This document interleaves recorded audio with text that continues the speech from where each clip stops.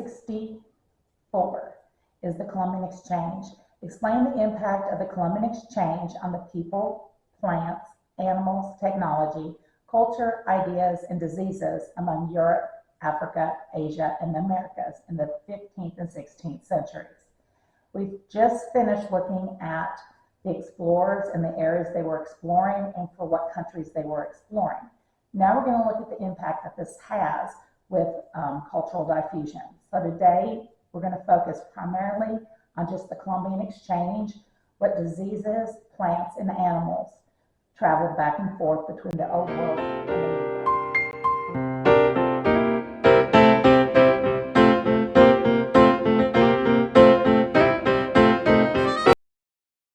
Little did Christopher Columbus realize when he set sail that he would be discovering a whole new world.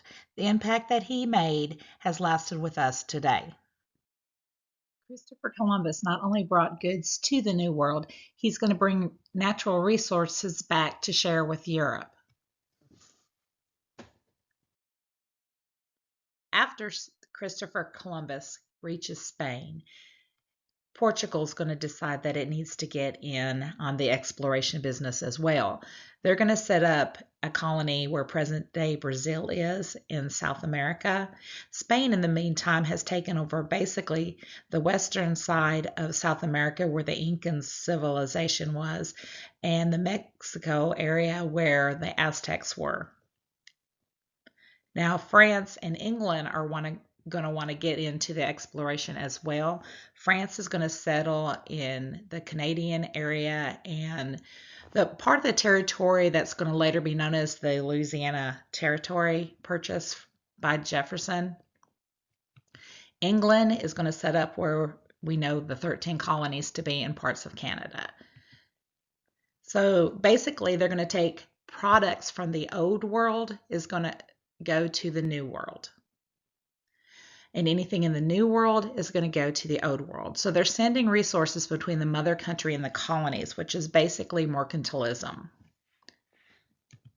Now, when you add in the religions, if you're a Protestant religion of a mother country, then your colonies will be Protestant religions. And if you're Roman Catholic, like the Iberian Peninsula with Portugal and Spain, then your colonies are going to be Roman Catholic.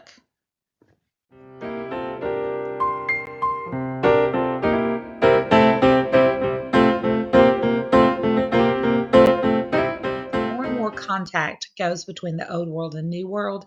There are some unintentional exchanges, one of those being diseases. From the Old World traveling to the New World, we're going to have smallpox, the common cold, measles, influenza, chickenpox, malaria. These are diseases that people in the New World do not have built up immunity to, and smallpox especially is going to take a big hit on the New World population. Traveling from the New World to the Old World is syphilis. Earlier, we had talked about the fact that the Aztecs didn't have any beast of burdens to haul products. They didn't have the wheel. Well, one of the big things that is going to be shared from the Old World to the New World are animals. Horses will be brought to the New World. Chickens, sheep, cattle, pigs, and rats, of course, are going to be hanging out on the ships. Now, to the Old World, we're going to see turkeys being brought over, llamas, alpacas, and guinea pigs. So without this exchange, if you were in the New World, you couldn't have bacon and eggs for breakfast. You couldn't have Kentucky Fried Chicken. You couldn't have a hamburger. So this is one of the things that we still see today because of this exchange. Okay, I've divided the Old World on the right and the New World on the left.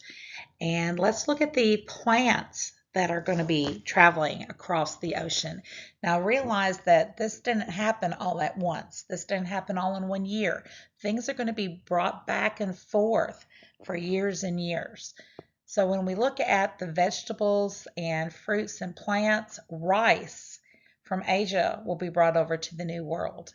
We're going to have corn traveling to the Old World. citrus trees. All the fruits that we have in Florida and California, those trees originated in the Old World. Tobacco, we'll see that when we talk about Jamestown colonies. We've got coffee that's going to the New World.